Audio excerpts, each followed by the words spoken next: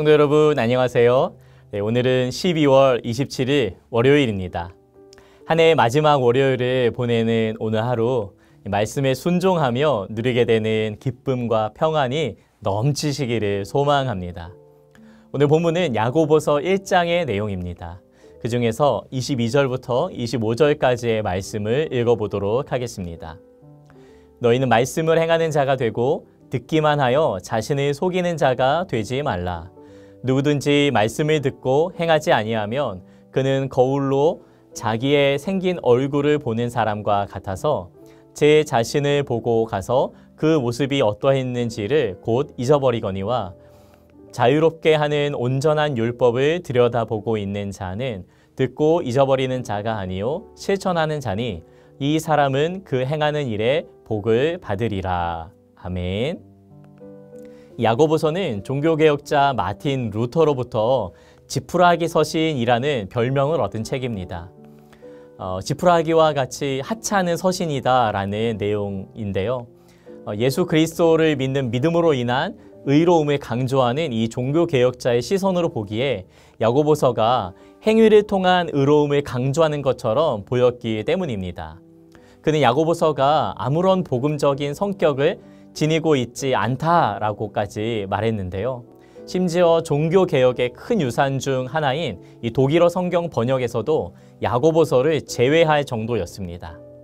이 루터의 부정적인 평가는 그 당시뿐 아니라 이후로도 야고보서를 이해하는데 걸림돌이 되었다고 합니다.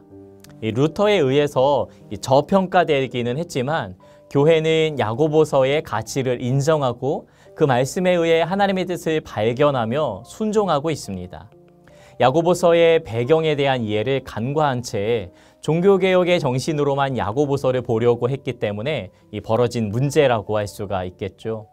야고보서를 제대로 이해하기 위해서는 야고보서가 왜 기록되었는지에 대한 이해가 필요합니다. 그래야 이 루터와 같은 실수를 반복하지 않을 수 있습니다. 야고보서의 저자인 야고보, 본문 1장 1절에서는 야고보 자신을 가리켜서 하나님과 주 예수 그리스도의 종이라고 소개하고 있는데요. 대부분의 복음주의 학자들은 야고보가 예수님의 형제였었던 야고보라고 주장하고 있습니다. 또한 유력한 다른 후보인 예수님의 제자 이 세베대의 아들 야고보는 전승에 따르면 44년경에 순교했기 때문에 그 이후에 쓰여졌을 것으로 여기는 이 야고보서의 저자가 될 수는 없던 것이죠. 그리고 당시에 자신을 야고보라고 주장하면서 편지를 쓸 사람은 예수님의 형제이며 예루살렘 교회 지도자인 이 야고보밖에 없었을 것입니다. 야고보서를 받아본 수신자 그들을 이해하는 것은 이 저자를 파악하는 것보다 더 난해한데요. 그들은 바울의 서신에서와 같은 이 특정 어떤 대상은 아니었습니다. 단지 1장 1절 말씀에 흩어져 있는 12지파에게 문안하노라 라는 표현이 있을 뿐입니다. 그런데 흩어져 있다는 표현을 통해 스데반 순교 이후 이 박해를 피해 예루살렘을 떠나 로마 제국 전역에 흩어져 살아가는 그런 유대인들에게 보내는 편지라는 사실을 우리는 알 수가 있죠.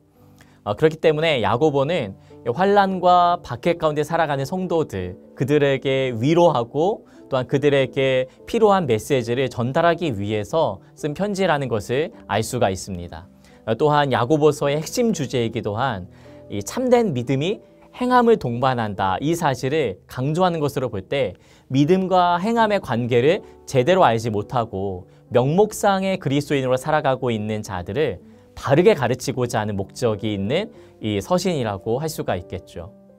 야고보서의 편지를 받는 대상은 믿음과 행함과의 관계를 오해하고 있었던 이들이기 때문에 야고보는 그들에게 이 믿음과 행함이 분리된 것이 아님을 이 서신을 통해서 반복해서 강조하고 있습니다. 그에 반해 이 바울은 그의 서신에서 율법의 행위로 구원을 얻고자 하는 유대인들의 대항에서 오직 믿음으로 얻는 그 의를 강조했었죠. 그렇기 때문에 이 야고보의 대상과 바울의 대상이 달랐던 것을 알 수가 있습니다. 어떤 면에서 볼 때에는 오늘날 한국교회에 이 야고보서가 더욱더 절실하게 필요하지 않을까 이런 생각이 듭니다.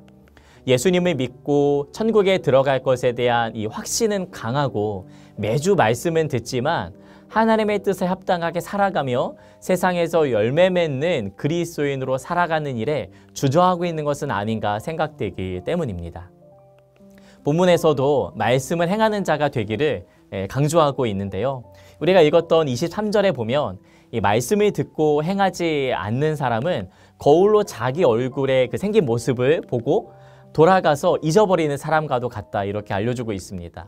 그에 반해서 이 자유롭게 하는 이 율법을 들여다보는 사람은 실천하는 자이기 때문에 그 행하는 일에 복을 받게 될 것이다 알려주고 있습니다. 이때에 이 들여다보다라는 말은 말 그대로 이제 구부리고 자세히 본다라는 말인데요. 말씀이 자세히 들여다보면은 따를 수밖에 없게 되어 있습니다. 하나님의 말씀이 우리에게 주어진 것은 순종하며 그 말씀대로 살아가기 위함입니다. 그렇기 때문에 하나님의 말씀을 아는 사람은 순종을 통해 그 말씀을 살아내는 사람입니다. 말씀대로 살아봐야 그 말씀이 어떤 말씀인지 비로소 알게 된다는 것이죠. 말씀을 듣기만 하면서 그 말씀이 무엇인지 안다, 내가 말씀을 안다 라고 말하는 것은 22절에 나와 있는 것처럼 자신을 속이는 자와 같습니다.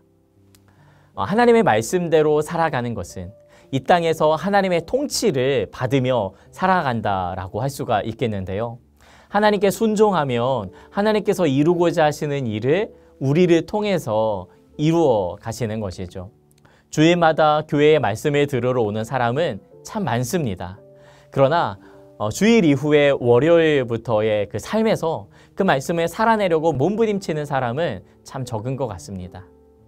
오늘 이 월요일이죠. 여러분은 어제 주일의 말씀을 기억하십니까? 그 말씀대로 내 삶을 바꾸어 보려는 노력이 있으십니까? 말씀대로 살아봐야 그 말씀을 안다고 할 수가 있는 것입니다. 우리가 말씀을 듣고 말씀을 알아야 되는 이유는 행하는 자가 되어야 되기 때문입니다. 말씀을 말씀으로 여기고 말씀대로 살아갈 때 하나님의 뜻이 이루어진다는 것을 아는 사람은 순종하지 않을 수 없습니다. 예수님도 이렇게 말씀하셨습니다. 나더러 주여 주여 하는 자마다 다 천국에 들어갈 것이 아니요 다만 하늘에 계신 내 아버지의 뜻대로 행하는 자라야 들어가리라. 아멘.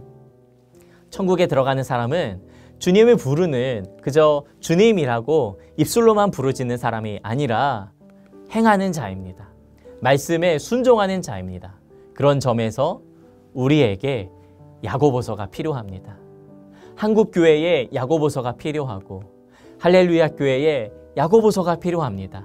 우리 가정에 그리고 나의 삶에 이 야고보서, 믿음과 행함이 일치된 삶을 강조하고 있는 이 복음서가, 이 야고보의 메시지가 우리에게 필요한 것이죠. 말씀대로 행하는 자를 하나님이 찾고 계시기 때문에 그렇습니다.